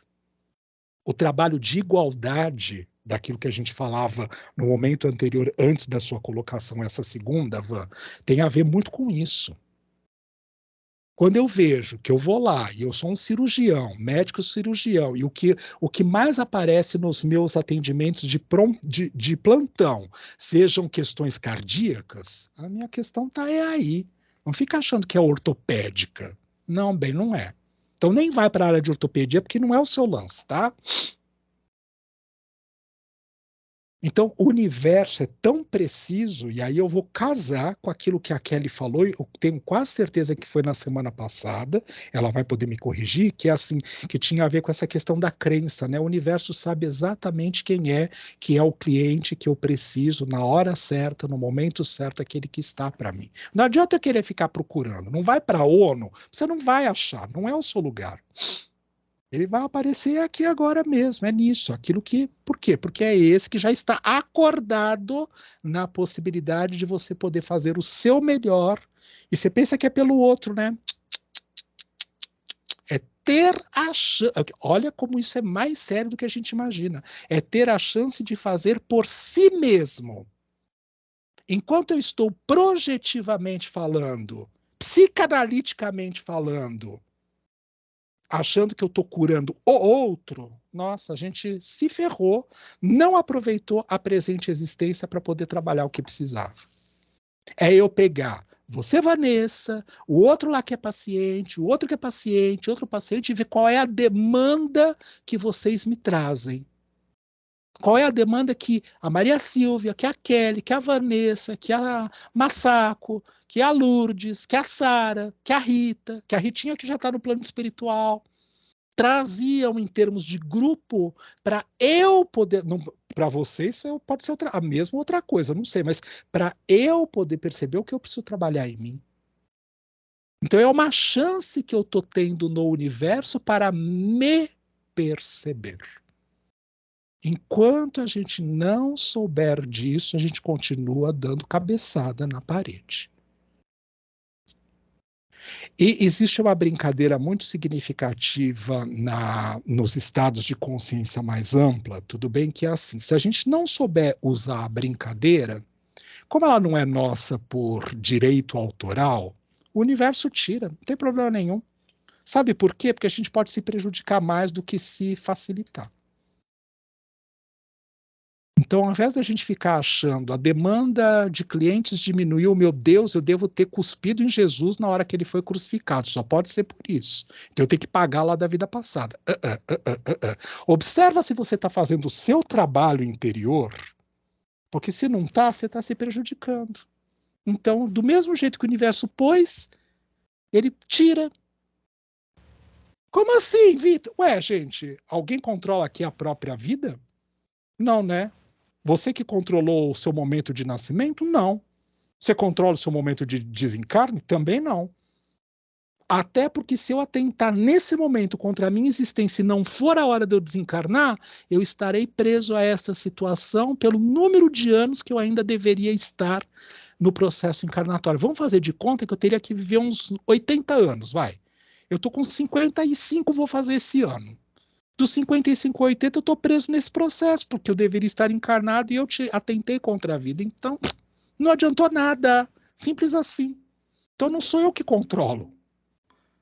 Nossa, porque eu fui lá, eu fiz o concurso, né? Você fez um concurso, né, Van? Para entrar na faculdade, papai. Cada um de nós também fez um concurso para entrar na faculdade. O diploma lá de especialização, gente, só eu sei o quanto que eu me esfalfei para poder conseguir chegar onde cheguei. Mas isso não vale nada. Só fez porque estava no programa a possibilidade de, não é que teria que. Porque o que teria aqui é simples assim, né? Aliás, é aquilo que, carinhosamente falando lá no filme do Divaldo, O Mensageiro da Paz, quando ele pergunta lá para Joana, que era uma mentora fofíssima, né? Super meiga. Ela e Emmanuel tomavam um café da manhã juntos, né? Para aprender como poder falar com seus mentorandos, tá? Né? Oratória, então já viu, né? Então, brincar, quando ele pergunta para ela, escuta, mas e família eu vou ter quando? Ela responde nua e cruamente, não está no seu programa. Ou seja, do tipo, pode mudar de assunto, porque, filhinho, não pensa que a gente vai encaixar isso no seu prontuário agora, nem dá tempo, tá, ué? Você já tá velhinho, tá? E ele só tinha lá uns 28, 30 anos de idade, tá? Bom, vamos voltar. Tem uma coisa significativa que é assim. Percebe como a gente é muito ego? Ai, eu rezei essa semana porque eu precisava preencher meus horários na agenda, porque estavam vazios. E o universo trouxe, Deus trouxe. Deus não tá. Deus vai olhar para você e falar: oi, quem é você mesmo? Nem sabe quem é você. Nem sabe que você fez psicologia. Oi. Tá preocupado. Ele tá na sala do CEO, vão brincar assim. Daí ele não sabe. Você entrou para faxineira bem na empresa, no universo? Nem sabe que você que usa aquele uniformezinho cinza, carinhosamente falando, fala, oi, bem, nem olhei para os seus olhos. Eu estou exagerando porque a gente sabe que não é assim, tá? Isso não é uma verdade. Ele nos conhece tão bem, por isso que, inclusive, acolhe os nossos desatinos, as nossas questões egóicas, papapá, etc e tal. Mas você acha que ele vai dar? Ai, foi ele que me deu esses pacientes. Você tá louca, você tá rezando para o lugar errado. Você é que atraiu as pessoas que estão para você como clientes. E a maior parte delas, se não disser 100% deles, como dívidas pretéritas. Não você em relação a elas, obrigatoriamente falando, mas você em relação a si mesmo. Esse acho que é o pior questão que pode existir. E a melhor ao mesmo tempo, porque quando a gente descobre isso, você fala, bom, então, já que eu olho para fora e eu percebo esta constelação, o que está aí que é meu? E que é isso que eu preciso começar a trabalhar em mim. Então eu estou no relacionamento que eu tenho porque é esse que eu preciso, com a mãe que eu tenho porque é essa que eu preciso, com o pai que eu tenho que é esse que eu preciso, com o Nico que é exigente, que é esse pet que eu preciso. Não fui eu que salvei, eles que estão, cada um deles é que está ajudando eu a me salvar de mim mesmo. Eu atraio esse grupo exatamente porque, né? É porque eu preciso da Maria Silva, porque eu preciso da Vanessa, porque eu preciso da para os likes, para a curtida, para ter uma sala cheia. Nossa, que legal! Mas se eu ficar preso só nisso, não aproveitei nada. Entendeu? Entendemos, porque Então cada um que vem na nossa vida é assim, é para o nosso aprendizado, não é para o aprendizado deles. Vão aprender se eles quiserem, Então, mas é para o nosso aprendizado, né? Parentes, amigos. povo que trabalha com a gente, aonde trabalha, enfim. Então, o lugar onde a gente mora, os Lugar, vizinhos que a gente tem, vizinho. a egrégora. Por que a gente fala que a egrégora é tão importante? E parece que a gente não está falando de mandala, porque o mandala detém uma egrégora. E a egrégora que está projetada naquele mandala, ela também está pegando os arquétipos que a gente está representando das nossas relações intrapsíquicas. Eu para comigo mesmo, e das interpsíquicas, eu, onde eu estou inserido, em que sociedade, qual é o trabalho que eu exerço hoje, qual é a função.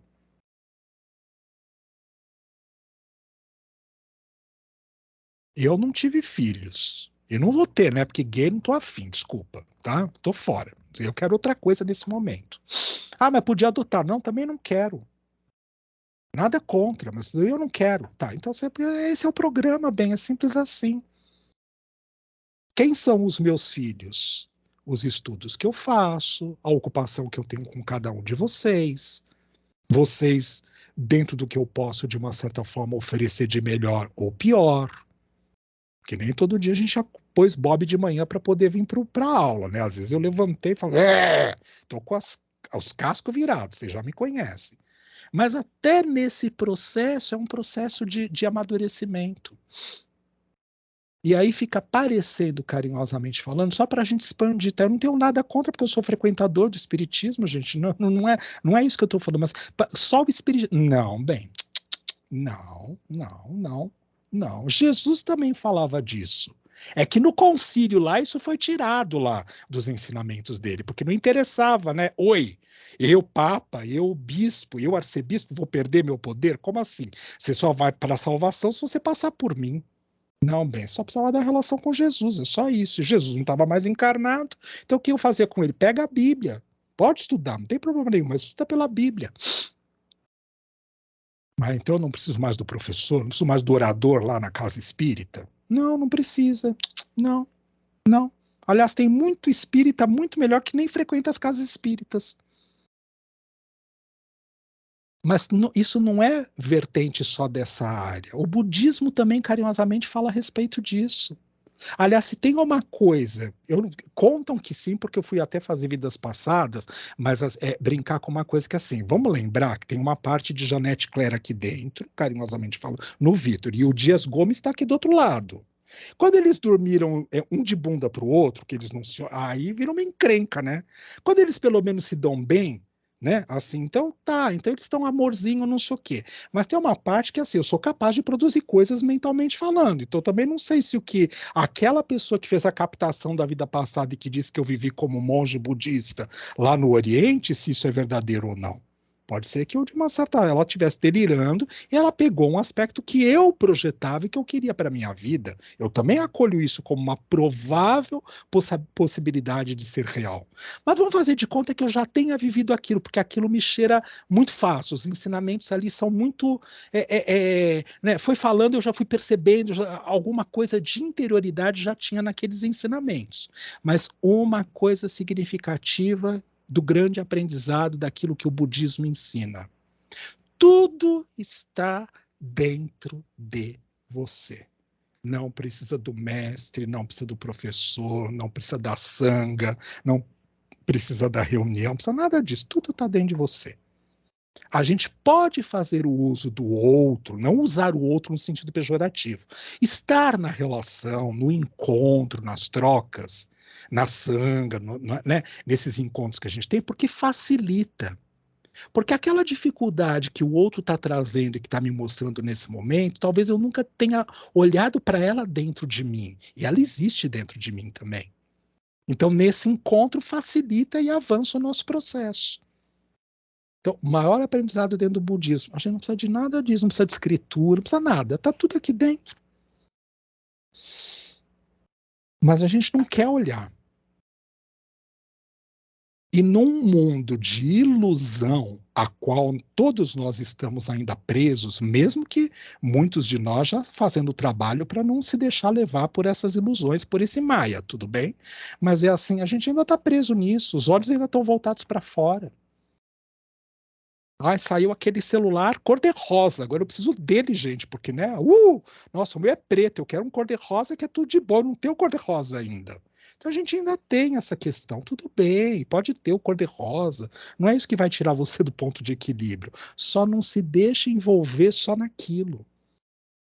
Use a ferramenta em benefício do processo da essência. Fica parecendo, gente, que a gente não está falando de mandala, né? A gente só está falando de mandala. Sabe por quê? Porque o mandala o tempo inteiro ele reflete isso. Vou voltar lá para a orientação que a Vanessa trouxe. Ué, o Jung dizia, se nós fizermos lá, carinhosamente falando, o círculo, ele tem a representação da pele psíquica. Que pele psíquica é essa? Aquilo que, hipoteticamente falando, me ajuda a me dar um lugar de centro e de poder e que, na ilusão, eu acho que eu estou separado do outro. Ah, então se eu acho que eu estou separado do outro, este outro também na ilusão existe, sim. Mas é só na ilusão, porque a gente é tudo uma coisa só. Por mais que possa existir a sua individualidade, a sua individualidade, a sua individualidade, a minha individualidade, mas a gente está tudo misturado e junto, no mesmo fluido. Então não tem como não nos percebermos. E a gente só não usa da ferramenta de poder perceber o outro porque a gente não quer. Só por isso. Podemos ter dificuldade? Podemos, mas porque a gente não quer. Porque se a gente treinar, nossa, tá no fluido. Um capta o outro facinho. Então vale uma coisa que é assim, ó. Não tem a pele psíquica? Tem. Para que eu preciso dela? Para me proteger do outro, para criar barreiras e impedir, de uma certa forma, que eu mantenha a relação com o outro? Não, não. Mas para que eu possa, carinhosamente falando, perceber que existem conteúdos que são individuais meus, esses conteúdos, e que são esses que precisam ser vistos e olhados. E eu não vou perder nenhuma oportunidade que o mundo me apresenta, que seja um filme, que seja uma novela que eu esteja assistindo, acompanhando, um seriado, que seja, sei lá, tocou uma música no rádio, que não fui eu que programei a rádio, a programação da rádio que eu sempre escuto hoje. Simplesmente tocou aquela música, mas hoje eu prestei atenção na letra e ela me toca de uma determinada forma. Ela me diz, perdão, algo que me chama atenção. Ué, tudo é para que eu, de uma certa forma, possa fazer esse trabalho com este mandala que eu sou. Esse campo consciencial que eu estou. Quando a gente estiver num grau de extrema evolução, talvez a gente tenha a oportunidade de escolha se a gente quer continuar por aqui, na contribuição de outros tantos que ainda não chegaram nesse processo, ou se a gente quer pular fora e fazer qualquer outra coisa em qualquer outra morada. Até porque morada, se a gente parar para pensar, ela tem a ver com o campo consciencial. É por similitude, por sinergia. Vamos sair daqui agora e vamos nos encontrar em Guarulhos. A gente se encontra no balcão da American Airlines, tá? Tá bom? Vamos combinar? Ó, são 5 e pouco da tarde, a gente desliga, encerra a nossa atividade hoje, pega uma malinha qualquer, por favor, uma de bordo, que é para poder você levar e ficar prestando atenção na sua própria mochila e ela não ser roubada lá e trocada as etiquetas na hora do seu voo e você chegar lá e ter problemas sérios. Então, você vai colada com ela, com uma pulseira presa em você e na mala, para você ter certeza que aquela é a sua mala, tá? Que ela não vai ser trocada lá pela companhia aérea, por coisas do gênero. Tá. E aí a gente até compra a passagem. Talvez a gente não embarque se a gente não tiver o passaporte válido. Mas se tiver o passaporte válido, a gente até embarca, até vai. Só que não sei se a gente vai entrar lá, tá?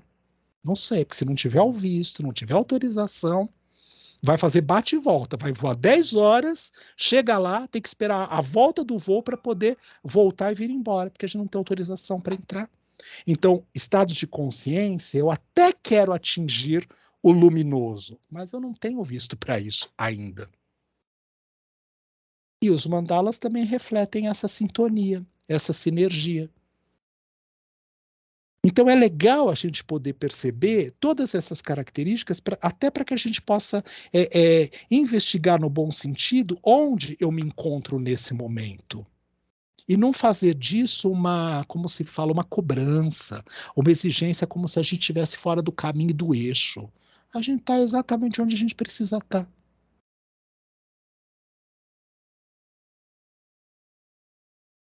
Quando eu olho para um mandala meu mesmo e ele me dá uma sensação de raiva, eu paro e observo uma coisa que é assim, o que essa raiva quer me dizer? Porque aí eu vou para o princípio, tudo bem? Qual é? Raiva, força propulsora para agir. Será que eu estou agindo? É a primeira pergunta que eu tenho que fazer. E quando eu questiono isso, é assim, agindo a gente sempre está, só que a gente pode estar na periferia. Eu só tenho que ir lá correndo no shopping agora porque, nossa, eu tenho que ser o primeiro da fila da loja lá para comprar o telefone rosa. Tá, ok, que legal, uhul, 10. Mas isso é a minha essência ou é a estrutura mais periférica do meu ser, egóica, que precisa daquilo naquele momento? Então a raiva pode ser, por exemplo, essa representação. Não, eu preciso do telefone rosa, porque, né, hipotético, né, nem sei se tem, tá? Mas é assim, né? Preciso do telefone rosa porque os mecanismos que ele permite, o que ele vai facultar a chance de eu poder fazer um atendimento com a internet mais veloz, porque ele tem lá a ferramenta XYZ qualquer que facilita o meu dia a dia. 10, então está sendo utilizado a serviço de alguma coisa que a essência esteja disponível para. Agora, só para poder entrar na sala VIP de um aeroporto e não tá falando com ninguém, e tá lá no telefone, então, oi, como você... Falando bem alto, né? Para ser visto. Ai, gente, bom, então, não sei para que serve, né? Mas muitas vezes, e se não nessa situação específica do telefone, cada um de nós, do 1, 2, 3, 4 presentes encarnados aqui nesta sala na tarde de hoje, a gente faz isso. A gente tem um telefone cor-de-rosa que a gente usa como mecanismo para poder estar na nossa periferia. E o telefone é o simbólico, tá? Porque pode ser qualquer coisa. E que também não significa que vamos nos execrar. Como é que a gente percebe isso? Quando a gente produz um mandala, o que está na periferia do mandala, mais perto das bordas?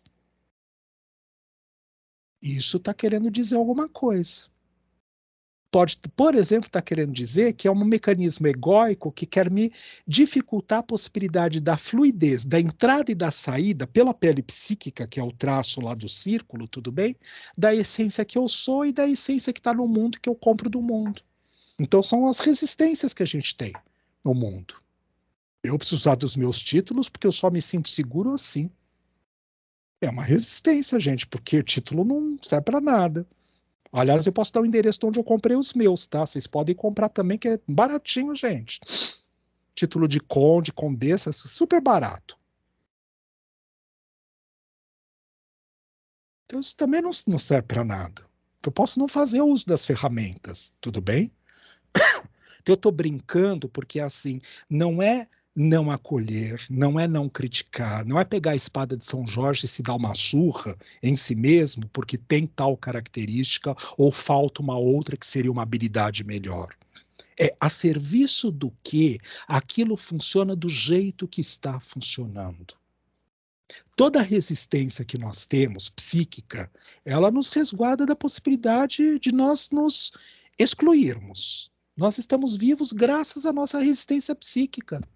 Porque nesse campo que a gente vive não é possível não ter uma resistência psíquica. Não é possível. Tem alguém que nos olha torto.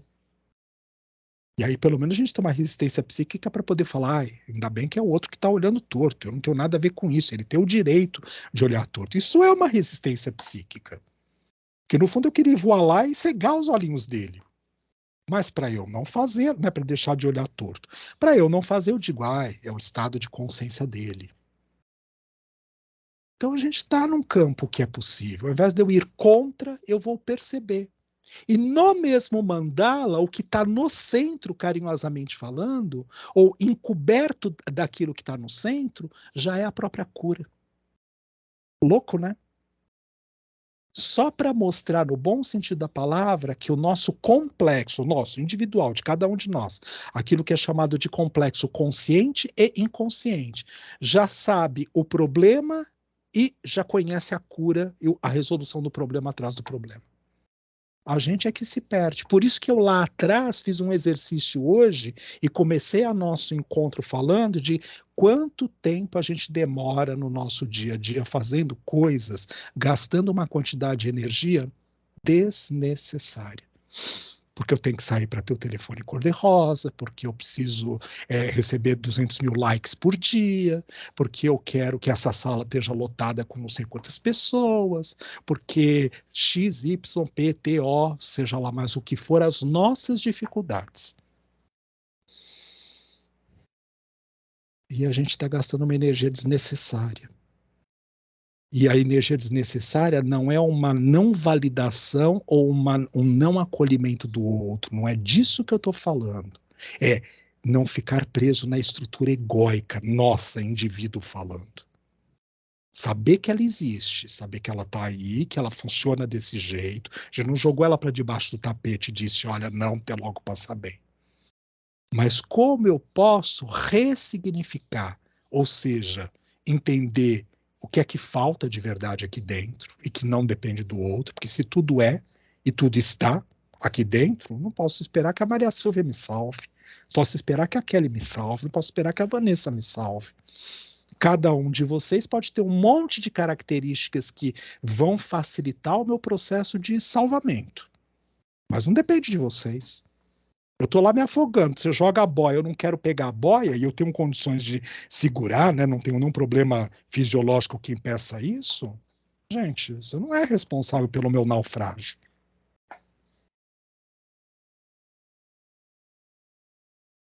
E muitas vezes a gente deposita isso na mão de. Então, observar no bom sentido o que é meu, e esse meu não é no sentido ególatra da palavra. Qual é a minha responsabilidade nesse papel do que eu estou fazendo? Se o vizinho lá do lado age desse jeito, problema dele, não tem nada a ver com isso. Eu tenho aprendizados com essa ação dele, do como não reagir, desculpe a redundância, reativamente falando, do como saber que eu não faço nesta condição, mas não julgando, de compreender que o outro está no estado que ele necessita nesse momento. E aí eu vou lá e desenho meu mandala. E eu olho para ele, esse que eu estou desenhando agora e aquele anterior que eu fiz, e começo a fazer as comparações daquilo que se repete. Quais são os elementos que pulam de um mandala para outro? É legal a gente poder perceber isso também. Tem muita coisa que se repete. A Kelly trouxe carinhosamente falando, lá no momento que a gente estava conversando hoje, a história, tá, mas só fez o mandala com azul e amarelo, ou verde, por exemplo, tá. E aí eu embarquei numa outra história, graças ao que ela estava trazendo como provocação até.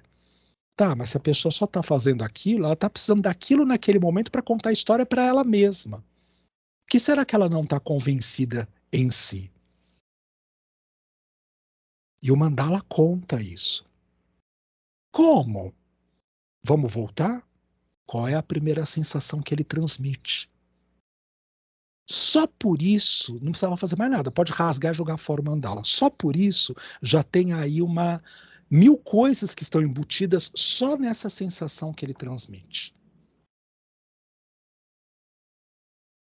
Quando vocês fazem mandala, eu vou contar como eu faço, tá? Eu acho que eu já falei, mas tudo bem. Quando vocês fazem mandala, eu falo, mostra o mandala um pouquinho. Aí vocês mostram. Eu falo, tá bom, já pode abaixar. Não pense porque eu li tudo. Eu já captei qual é a sensação que ele traz, no geral. E a partir daquilo eu posso ir aprofundando. Mas é porque você é intuitivo. Não. Porque eu fiz uma radiografia, uma fotografia daquele desenho, tudo bem? Com essa primeira pergunta. Que sensação ele transmite? Porque é disso que a pessoa está falando naquele momento que ela está produzindo aquele mandala. E às vezes a gente olha a estrutura do desenhar e fala assim, tá confuso. Pera, mas tá confuso o mandala ou a sensação que o mandala como um todo, mesmo confuso, transmite é de confusão? São coisas diferentes, tá? Porque o mandala pode estar confuso na construção dele, tudo bem? E ele transmitiu uma sensação de raiva, uma sensação de ódio, uma sensação de desgosto, ou até uma sensação de confusão. Mas não é porque a estrutura do desenho esteja confusa que, obrigatoriamente falando, no conjunto da obra, ele tem que transmitir uma sensação de confusão. Uma coisa é uma coisa, outra coisa é outra coisa. Senão, toda vez que tivesse vermelho, significa sempre a mesma coisa, e não é real. É no conjunto. Aquele vermelho, com a pressão que foi utilizada, com o tipo de traçado, se ele está no centro do mandala, se ele está mais para a periferia, se ele está mais acima, na área do supraconsciente, se ele está mais embaixo, na área do inconsciente. Vocês estão vendo ao contrário, porque é a forma como eu apareço, mas eu estou mexendo na minha mão direita, tá? Então, assim, se ele está à direita do desenho, então a área do futuro. Se ele está no centro do desenho, então a área do presente. Se ele está à esquerda do desenho, então ele é a área do passado. Por quê? Porque para nós ocidentais, como a gente lê? Da esquerda para a direita, então é do passado para o futuro. Para nós ocidentais. Vai lá para a China, por exemplo, que o livro é tudo ao contrário, começa da direita para a esquerda. Aí você aplica o mandala, a forma de construção é completamente diferente. Constrói do mesmo jeito, mas a interpretação tem que ser levada em consideração. O jeito como é feita a escrita. Porque o nosso sistema passa a agir dessa maneira linear, tudo bem? Como a gente escreve no nosso idioma e nos idiomas ocidentais, no alemão, no inglês, no francês, da esquerda para a direita, então a gente vem de um passado para o presente, para o futuro. Mas por que passado? Porque quando você acabou a frase, se você quiser voltar para o início, você tem que olhar para o passado. Aquilo já foi. Então, é do passado para o presente. Enquanto está acontecendo, é o presente, mas você vai indo, você está indo construindo. Aí, aquilo que é o presente agora já deixou de ser, porque eu estou indo para o próximo presente, aquilo já passou a ser passado. E aí, do passado para o futuro. Entende essa linearidade? E se fosse na China, era exatamente no sentido contrário. E naqueles que escrevem em pé, então? Como na Índia, por exemplo. Aí a coisa é completamente diferente. Porque onde fica o passado deles? Em cima, porque é assim que eles estão acostumados a fazer o processo de construção da linha de pensamento deles. E se a gente for analisar, tem uma parte lá da neurociência e da própria programação neurolinguística, tá? E a gente estudou isso lá na Aldeia da Vida, tá? Naquela época que a gente tinha grupos de estudo lá com a Geni, tá? É assim, viu, Má? Aquela coisa de que é assim, né? Ah, a pessoa tá aqui, tá? Como foi a sua infância? Para onde a gente vai lembrar? A gente coloca os nossos olhares lá para cima e para a esquerda, porque tem a ver com o passado. O que você vai fazer na próxima viagem? Você já começa a olhar para o futuro, porque você tem que planejar aquilo que vai ser para você lá na frente. Como você está se sentindo aqui agora? Você baixa e olha para o seu centro aqui nesse momento. Para mostrar que, neurologicamente falando, tudo bem, o nosso organismo mecânico-neurológico aprendeu a trabalhar desta maneira. No Oriente é completamente diferente. Quando eu saí daqui, momento Maria Madalena de novo, tá, Van? Mas é assim, né, para não fazer, né, analogia, mas para brincar, tá? Quando eu saí daqui e fui para a Índia, é assim, o povo tinha brincado, né, assim, eu tinha amigos físicos, e o próprio meu terapeuta da época, que era o Vladimir, ele gostava muito disso, ele falava, né, quando você chegar lá na Índia, você lembra de uma coisa que é assim, abre a torneira e vê como corre a água, o spin lá é diferente. Se a nossa água cai lá no ralinho nesse sentido, lá ela cai no sentido contrário. Por quê? Porque está acima da linha do Equador, então está no outro hemisfério, tudo bem? Então a própria atração de energias da Terra, gente, é muito legal poder perceber. E eu falar, ai, tá brincando, é louco, né? Bobagem. E naquela época a gente não tinha YouTube, papapá, etc. E cheguei lá, já abri a torneira. Gente, eu caí da gargalhada, porque era mesmo. Então, pensar que assim, a gente está sobre determinadas influências. E aí, por que eu estou falando a respeito disso? Usar de um dicionário específico de cores, de símbolos e de representações ajuda, mas muito cuidado, tá? Porque depende do hemisfério onde nós nos encontramos. Se a minha formação é toda oriental lá na China, então eu dizer que o lado direito é o lado racional e o lado esquerdo é o lado emocional, os chineses vão dizer, você bebeu chá de coca, porque não, o lado esquerdo é o racional, o lado direito é o emocional. Para eles é assim, por quê? Porque eles estão no sentido inverso. Então, onde é a referência? E aí a gente pensar, por que a gente está falando a respeito disso? Quem é a pessoa que está fazendo o mandala? De onde ela vem? Qual é a referência básica dela? Ela é oriental, ela é ocidental, ela é ateu, ela é católica, ela é protestante, ela é budista, ela é, sei lá, é da arte, é da área da arte, ela tem grandes conhecimentos em arte. A Rita, por exemplo, nossa Rita do nosso grupo, que é da área artística. O ideal é que a gente fale para um artista assim, faça mandalas de olhos vendados, porque o senso de estética para um artista é muito apurado. Não que o nosso, intuitivamente falando, não seja, mas ele estudou isso na academia o tempo inteiro. Ele está olhando o que combina com o que destoa do que. Então, você vai pedir para evitar como se fala, essa impregnação na construção de um mandala, você pede para a pessoa usar vendas. Se eu sou uma pessoa muito controladora e que nada pode sair de um ponto de equilíbrio, do controle, você pega um papel de uma gramatura mais densa, né, porque vai precisar molhar debaixo d'água no tanque, água tinta aquosa e dá para ela poder produzir o mandala, porque ela se desequilibra totalmente, que ela não controla nada. O fluxo de água é que vai fazer com que a tinta aquosa, de uma certa forma, se construa o mandala. E para quem passou por essa experiência, lembra que você fez ele assim, você colocou para secar. Quando você pega no dia seguinte, hipoteticamente falando, ou volta na sessão seguinte e vai buscar seu mandala, você fala, não foi esse mandala que eu fiz. Você só sabe que foi seu porque está assinado por você. Senão você fala, não, mas não foi esse que eu coloquei aqui na semana passada para secar. Porque se reorganizou, se remodelou a tinta, né? Fazendo as junções dela, a tinta aquosa.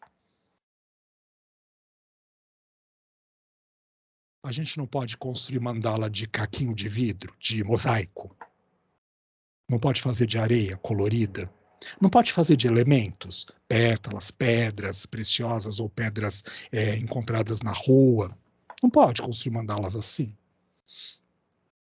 Então, quando a gente vai observando, a gente vê que tem muita, como se fala, informação, tanto como ferramenta, como os nossos próprios recursos internos que possam ser projetados naquilo. Até aqui alguma dúvida? Tá. Querem fazer alguma pergunta ou a gente... Peraí, eu não estou enxergando o horário agora, porque eu vou indo, e depois eu me...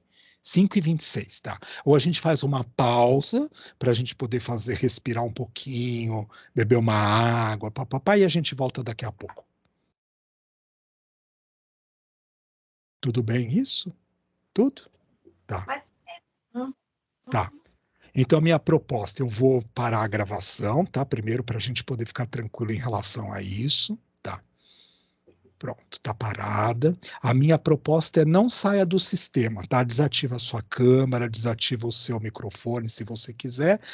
No meu relógio aqui, acho que são quase 5h30, é isso? 5h29, 5h30, tá? Vamos dar quanto? Uns 20 minutos?